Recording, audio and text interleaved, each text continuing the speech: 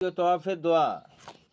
দোয়ার অর্থ, ইয়া আল্লাহ, নিশ্চয় এই ঘর তোমার ঘর, এই হারাম তোমার হারাম, এখানকার শান্তি তোমারই প্রতিষ্ঠিত এবং প্রত্যেক ব্যক্তি তোমারই বান্দা দাস, আর আমিও তোমার একান্ত গোলাম মাত্র, তোমার গোলামের সন্তান। এই স্থান তোমার সাহায্য লাভ করিয়া দোজখের আগুন থেকে মুক্তি পাওয়ার জায়গা কাছে।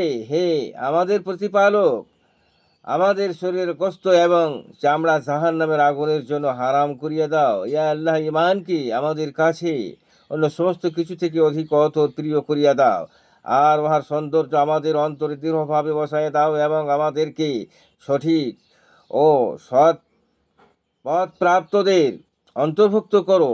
ইয়া আল্লাহ, তুমি আমাকে সেই মহাদিনের শাস্তি থেকে রক্ষা করো, যেদিন তুমি তোমার সকল বান্দাকে কবর থেকে জিন্দা করিবে।